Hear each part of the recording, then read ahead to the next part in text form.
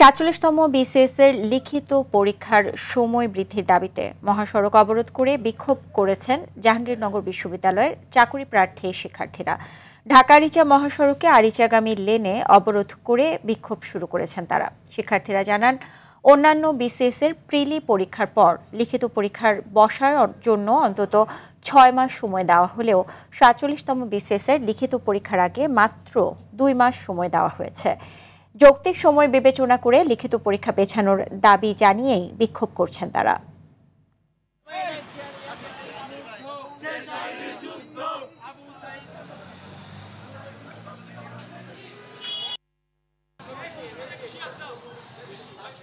আমরা সরকারকে দ্রুত দাবি জানাচ্ছি, পাবলিক সার্ভিস কমিশনের সদস্যদের দ্রুত দাবি জানাচ্ছি, আমাদের যে পরীক্ষাটা সেটা যৌক্তিক সময় প্রদান করে আমাদেরকে যথাসময়ে যেন পরীক্ষাটা নেয়।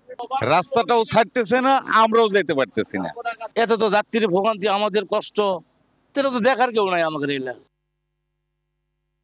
দর্শক, এ বিষয়ে আরো জানাতে জাহাঙ্গীরনগর বিশ্ববিদ্যালয় এলাকা থেকে সরাসরি যোগ দিচ্ছেন সহকর্মী ওমর ফারুক। ফারুক, সড়ক অবরোধের সবশেষ কি তথ্য আছে আপনার কাছে, আমাদেরকে বিস্তারিত জানাবেন। সুজানা, আপনাকে ধন্যবাদ।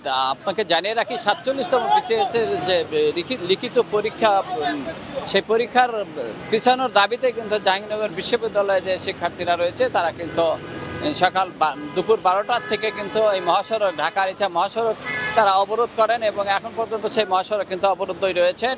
তবে কিছু সময়ের জন্য তারা যাত্রীদের লাঘবের কারণে তারা কিছু সময়ের জন্য মাঝে মধ্যে 5 মিনিট 10 মিনিট করে তারা রাস্তা ছেড়ে দিচ্ছে এবং কিছু গাড়ি পারাপারের সুযোগ দিচ্ছে বলে আমরা দেখেছি। তো তারা যেটা বলছে, ছাত্ররা যেটা বলছে, তাদের দাবি মানা না হলে, তাদের সময় পিছানো না হলে তারা এই কর্মসূচি অব্যাহত রাখবেন বলে আমাদেরকে জানিয়েছেন।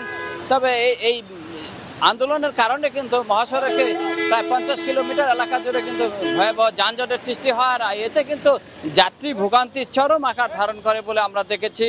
তো যাত্রীরা চাচ্ছে দ্রুত সময়ের মধ্যে এই বিষয়টা যেন সমাধান করা হয় এবং যাত্রী ভোগান্তি যেন কমানো হয়, মহাসড়ক যেন পরিষ্কার করা হয়, এই জন্য যাত্রীরা কিন্তু আবেদন জানিয়েছেন। তো ছাত্ররা যেমনটা বলছেন, তারাও চাচ্ছেন না যে মহাসড়কে যাত্রী ভোগান্তি হোক, তারা চাচ্ছেন যে দ্রুত সময়ের মধ্যে যেন তাদের যে যৌক্তিক দাবি যেন তারা সরকার মেনে নেয় এবং কর্তৃপক্ষ মেনে নিয়ে যেন তাদের যে পরীক্ষার সুযোগ সেটা সময় বৃদ্ধি করা হয়, এই দাবি কিন্তু তারা জানিয়েছেন। তো জাহাঙ্গীরনগর বিশ্ববিদ্যালয় থেকে আমার কাছে এই ছিল সর্বশেষ। সুজানা।